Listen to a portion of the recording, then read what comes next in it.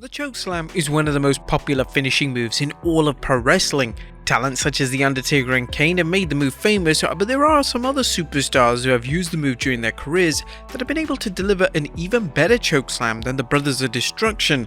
But which ones were they? Well, join us now as Wrestlelamia looks at 10 wrestlers who performed the chokeslam better than the Undertaker, Kane and even the Big Show. Be sure to subscribe and hit that notification bell for daily wrestling videos, and follow us on Facebook for exclusive lists. Also check out Wrestlelamia.co.uk and an on-wrestling channel, Incredible.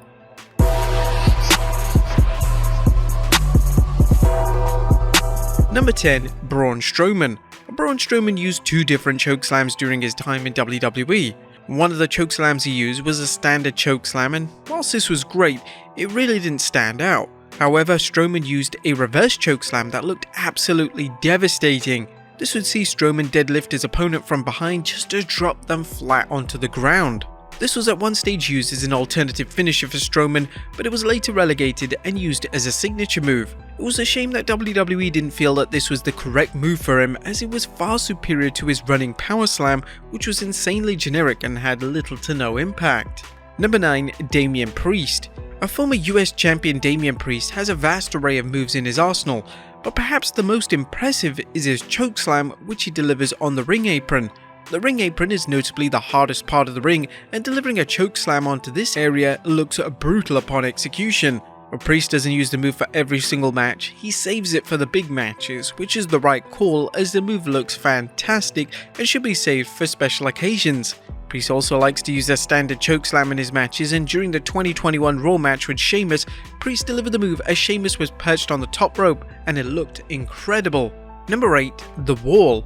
Whilst technically this is a WCW star, when the hell else are we going to mention this guy? He initially debuted as a bodyguard, but being almost 7 feet tall, WCW decided to push him as a single star. The Wall would use a chokeslam for his finisher, and due to his size, it looked fantastic upon delivery. The Wall at one stage would even perform the move on Crowbar off the stage, which certainly showed WCW fans that the Wall was going to perform the move at any chance he could get. Unfortunately, the Wall passed away in 2003, which was a massive shame, as he had a ton of potential, but he'll always be remembered for chokeslamming his opponents with ferocity. Number 7. Awesome Kong. Awesome Kong is widely regarded as one of the greatest female talents in TNA history. Her in-ring work and storytelling capabilities were tremendous, and her feud with Gail Kim deserves a ton of credit for taking women's wrestling to the mainstream. Kong would use a devastating chokeslam in her arsenal, but it somehow wasn't her finishing move. For her finishing moves, Kong would usually use the Implant Buster or the Awesome Bomb, but nevertheless the chokeslam made for a fantastic signature move. A female wrestler using a chokeslam is rare, as it's usually unfairly reserved for the male stars, but this was never going to stop Kong from using the move. Number 6. Vader. WWE Hall of Famer Vader obtained a reputation for being rather stiff in the ring with his moveset, and his delivery of the chokeslam was no exception. Vader would deliver the chokeslam as if he was actually choking his opponent. Vader would barely support the opponent in the air, and most of the time his opponent would land awkwardly and sometimes even on their head. It's up for debate in terms of this is a great chokeslam. It's no doubt kind of reckless, but it looks rather sinister upon delivery, and it looks like it legitimately hurts opponents. Number 5. Sid. Now, in terms of the greatest big man in pro wrestling, Sid was certainly up there during the 90s. He had a great presence on screen, and whilst he wasn't the most technical wrestler in the world, he had a decent moveset and was able to have memorable matches. Sid would win the world title in both WWE and WCW retrospectively, and it was clear that Sid was a solid main eventer, whether this was being a heel or as a babyface. Sid would predominantly use the powerbomb as his finishing move, and he would even label himself as the master of the powerbomb. But Sid would also use the chokeslam as an alternative finishing move. Sid's version of the chokeslam stood out, as Sid traditionally delivered the move one-handed. This put the onus on the opponent taking the move to make the chokeslam look good, and if Sid was wrestling someone who was great at taking bumps, the move's impact would be taken to a whole new level. Number 4. The Great Khali. Debuting in 2006, the Great Khali received a huge push straight away in WWE. He would have his first feud with the Undertaker, and this was a clear sign that WWE expected big things out of their 7-foot-tall star. They would even book Khali to defeat the Undertaker at the Judgment Day pay-per-view in 2006 in a move that nobody saw coming. The issue was that Khali's in-ring work wasn't up to par. During the Ruthless Aggression era, it was important that talent on the roster were able to have long, compelling matches, but Khali was rather limited in this aspect. Khali did however use a chokeslam in his moveset, and he would use a traditional chokeslam which usually looked impressive, mainly because of Khali's size and stature, but he also used a variation of the chokeslam as a finishing move. Khali would use a move known as the Punjabi plunge, and this would see Khali deliver a two-handed chokeslam, and with Khali usually wrestling WWE superstars who were much smaller than him, it always looked great. Number 3. Abyss. A TNA legend, Abyss made a career out of being one of the easiest wrestlers to work with. Abyss's in-ring work always delivered, and this allowed Abyss to have fantastic matches with the likes of Sting, AJ Styles, and Kurt Angle. It made logical sense for Abyss to use a chokeslam in his moveset, and his chokeslam always received a great reaction from the crowd. Due to his gimmick and character, he was also prone to delivering the move on thumbtacks and tables, which is always a sight to behold. It was a shame that Abyss didn't use the chokeslam as a finishing move, as instead he would opt to use the black hole slam, which is an accelerated spinning side slam.